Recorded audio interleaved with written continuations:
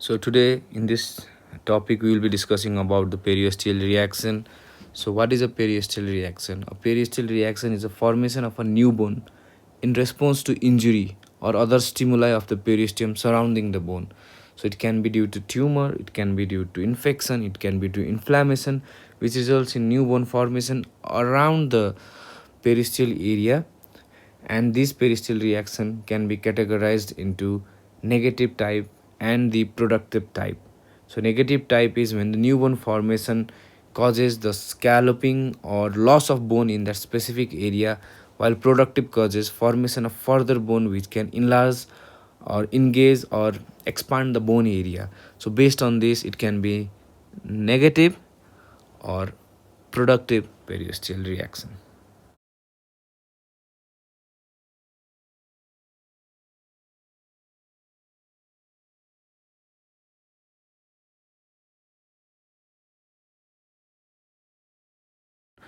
So now coming on to a negative periosteal reaction, this is a very rare entity and this is not much discussed elsewhere also.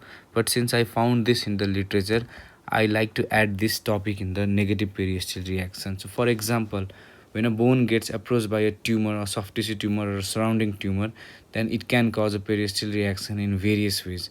It can create a smooth border of the periosteum, or it can cause a lobulated border of the periosteum, or it can cause irregular border, or it can cause atrophy around the periosteum and the cortex. So based on this, these are the periosteal reaction of a negative type. So we can see in the figure in the leftmost side there is something compressing the bone, and due to that tumor or a lesion, the bone has acted in a several way, and these are the several negative periosteal reaction. So bone can be suturized with a sharp margin, as we can see here in the figure, in the topmost figure in the middle, where the margin is sharp due to the compression or lesion, or there can be some endostosis of the margin, or the margin can be well suturized with ill-defined margin. So these are various type of negative periosteal reaction. Apart from that, the periosteal reaction can cause severe atrophy around the bone, which is homogeneous. So the productive periosteal reaction can be continuous type, it can be interrupted type, which are irregular, and the complex type, which are the combination of continuous or the interrupted type. So these are the three basic type of productive periosteal reaction: continuous, interrupted, and complex. So let's jump into the continuous type of periosteal reaction. In continuous periosteal reaction, a periosteal reaction can result in a lobulated mass, around a uh, cortex of the bone, resulting in a rigged cell, or it can result in a smooth type of cell or a lobulated cell, or it can also cause a completely smooth cell, not even lobulated cell. So these all three type, the rigged cell, the lobulated cell, or the smooth cell, are also a type of a continuous type of periosteal reaction. Now the type of periosteal continuous periosteal reaction I will be discussing are directly or indirectly linked to the interrupted periosteal reaction. As we can see here, this is a periosteal reaction where there is a solid reaction around the cortex.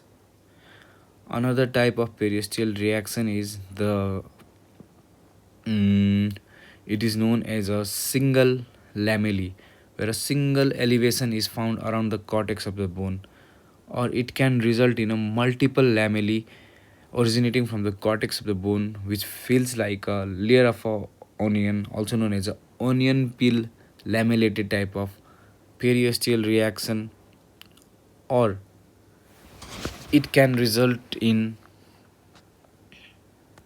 spiculated type of periosteal reaction, where there will be heron end appearance of the periosteal reaction.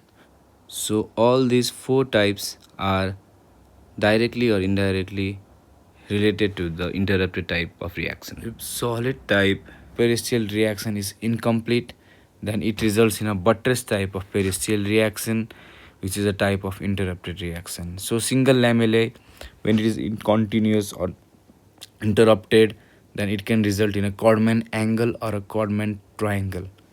When the multiple lamellation or the onion skin is interrupted, then it results in a lamellated type of interrupted periosteal reaction. Or when the heron end appearance type of continuous periosteal reaction gets interrupted, then it can result in simply a spiculated type of periosteal reaction. Now the complex is a combination of all those continuous and interrupted type. It can be divergent heron end appearance, which can result in a sunburst type of sunray type of periosteal reaction, which is known as sunburst periosteal reaction, and these are typically seen in malignant tumor like osteosarcoma. And it can be of a combined type also, where there might be combination of lamellated type, spiculated type, continuous spiculated, continuous lamellated, or irregular interrupted lamellated. So these are a combined type of complex periosteal reaction, and these are usually seen in malignant type of tumor. So now revising the periosteal reaction, as we have discussed throughout this session, we can categorize them into a negative and a productive. We should not be confused with negative and positive, but negative and a productive type of periosteal reaction. I myself got confused with a positive, so hope you shall not get confused with it. So it's negative and productive type of periosteal reaction.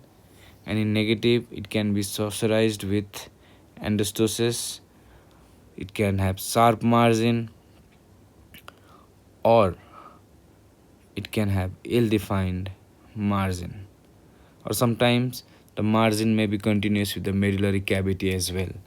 And apart from that, we have a atrophic type of negative periosteal reaction. And apart from that, in productive, it can be continuous, it can be interrupted, or it can be complex. So we shall not revise all the type of productive, but the commonly encountered subtypes of this continuous, interrupted, or complex. In continuous, the onion skin type of periosteal reaction, which is most commonly seen in Ewing sarcoma, heron end appearance seen on malignant tumor, in Langerhans cell, histiocytosis, in various type of other tumor. Complex, the sunburst appearance seen in osteosarcoma and malignant tumor, and codman triangle also. So thank you.